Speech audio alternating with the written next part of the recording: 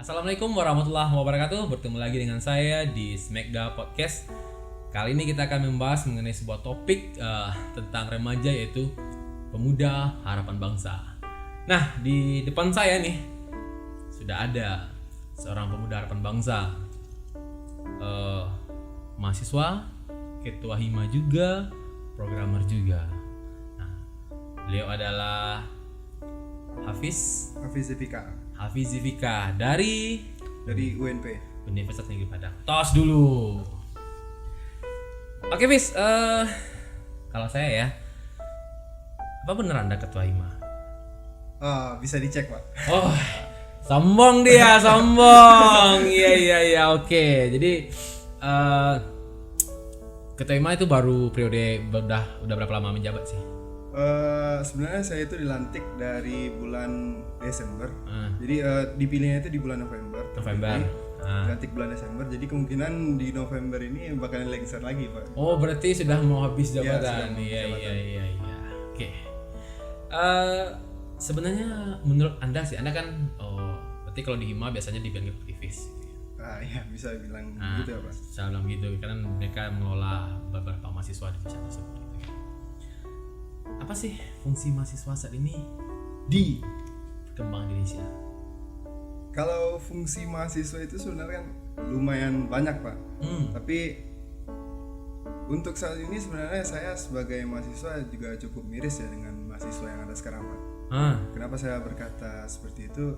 Yang pertama, bukan semuanya, Pak, tapi ada beberapa mahasiswa itu cuman sekedar jadi menyandang nama mahasiswa aja. Tapi mereka nggak paham apa itu mahasiswa. Oke, berarti dia pada kasarnya, pada dasarnya adalah mereka itu ke kampus, daftar di kampus untuk kuliah doang gitu kan. Iya. Kalau nggak salah saya itu kubu-kubu, kuliah pulang. Jadi seharusnya seperti apa sih mahasiswa ini? Nah, yang pertama mahasiswa itu yang paling penting itu memikirkan bagaimana masa depan bangsa itu sendiri, Pak. Bisa melalui perkuliahannya, kegiatan ataupun melalui pengabdian. Kalau di kampus itu kan ada Tridharma Perguruan Tinggi, Pak. Tridharma Perguruan Tinggi. Pendidikan, penelitian, dan pengabdian kepada masyarakat. Oke. Nah, demo dianggap pengabdian nggak? Jadi gini. Yang memilih A, yang dipilih B, ya kan? Yang hancur C, gedung hancur, mobil polisi hancur, semuanya dibakar. Apakah itu bentuk pengabdian? Nah, sebenarnya kalau demo itu kan bisa demo itu diambil dari kata demokrasi, Pak. Iya. Nah, bagaimana kita menyampaikan pendapat secara bersama gitu ya, Pak.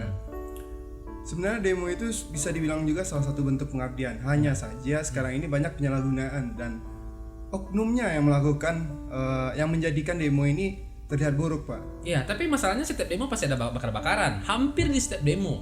Apalagi kalau misalnya topi-topinya besar, itu hampir ada apakah nih, kalau bagi saya kelas seperti itu kita ada only penyusup, berarti mahasiswa juga tidak mampu mengorganisir kelompoknya sehingga ada penyusup yang merusak kesucian niat dari demonstrasi tersebut.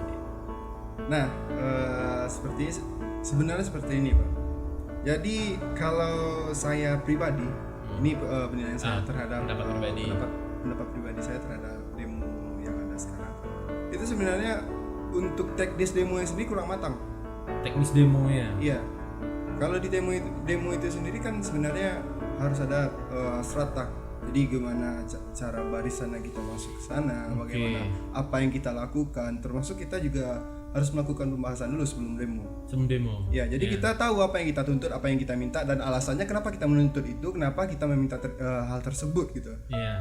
Jadi di sana kan ada kejelasan, tapi yang saya lihat sekarang kebanyakan demo itu huru-hara aja, pengen oke demo yuk, padahal dia sebenarnya bukan mau demo, mau ke mall gitu ya, mau eksistensi aja, Pak. Cuman nggak semuanya seperti itu mahasiswa ya, masih ada ya beberapa. Masih ada, sebenarnya cukup banyak, hanya saja tertutup dengan hal-hal bodoh tersebut, Pak. Oke, ya, masa kemarin kalau nggak salah saya yang kasus di perusakan gedung DPR dan demo sebelum Cipta Karya ini yang viral itu, masih ingat kan? Viral ada hal-hal aneh ya di DPRD. Nah, tujuannya apa, yang dibawa pulangnya apa. Yang lucunya adalah saya pikir ini negeri makin rugi, jadi udah yang topik yang di demo bikin negara ini rugi, hasil demo pun bikin negara ini rugi. Itu pada kenyataannya mereka lancar aja gitu. Kayak Cipta Karya sekarang masih aman-aman aja Cipta gitu Kerja. kan. Nah, Cipta Kerja gitu ya.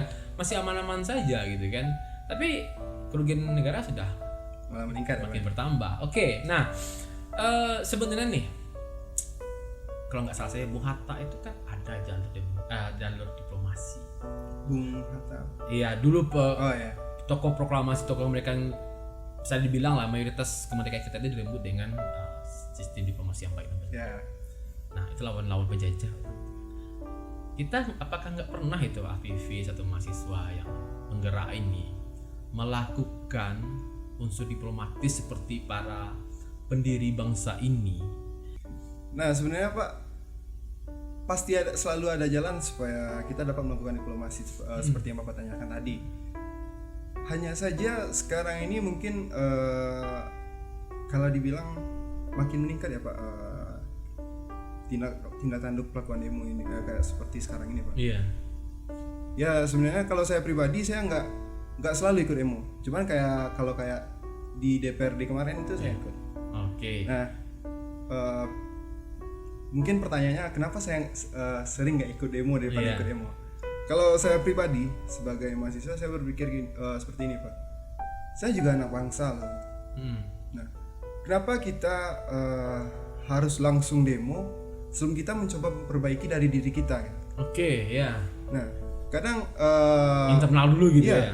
kadang di kita aja belum selesai malah ngurusin orang lain. Nah, kan kebanyakan kan seperti itu. Jadi sampai kemarin itu ada kasus banyak mahasiswa yang ikut demo itu mereka tidak paham dengan urgennya konteks demo mereka itu enggak ada. Kebanyakan mereka tuh ikut-ikutan gitu kan. Malah ini kalau 97 demo mereka berhasil menggunakan pemerintahan.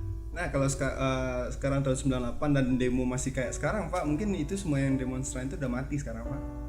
Iya, ya karena saat itu kan ordernya berbeda gitu. Oke, nah Betul, sekarang kita tinggalkan ini demonstrasi. Kenapa kita ngurus demonstrasi demo mahasiswa karena kemarin baru viral gitu kan. Tapi honestly sebenarnya saya juga sepakat dengan demo karena seperti ini Pak.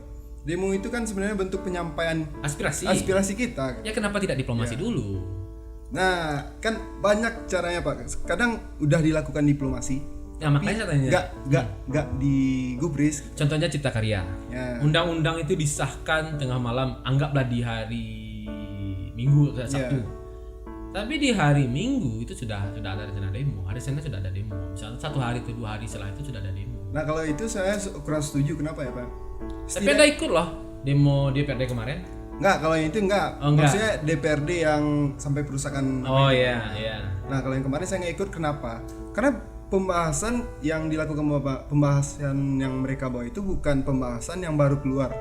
UU Cipta Kerja yang baru keluar Pak. Iya. Nggak mungkin kan dalam malamnya keluar disahkan. Besok langsung demo. Iya, jadi makanya. kita bahas apa gitu? Iya. Nggak mungkin dalam waktu 12 jam atau kurang dari 12 jam kita udah tahu seluruh isinya gitu. Mungkin secara garis besar udah tahu dari yang sebelumnya. Makanya media sosial bisa jadi mereka berlandasan dari informasi-informasi yang beredar di media sosial. Padahal mereka belum mereview. Iya.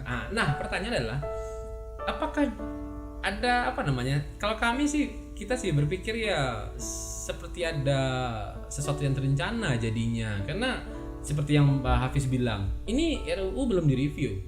Iya. Belum dilihat, belum ditelaah lebih detail poin-poinnya. Tetapi keesokan harinya kita sudah atau 2 hari setelah itu kita sudah demo.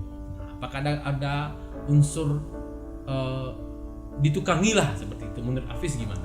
Saya sebagai orang awam nih gitu kan. Kalau dari sudut pandang saya itu cuma ada 2 kemungkinan. Yang pertama seperti yang Bapak sampaikan tadi, mungkin ditunggangi, tapi saya nggak terlalu mengikuti ke sana.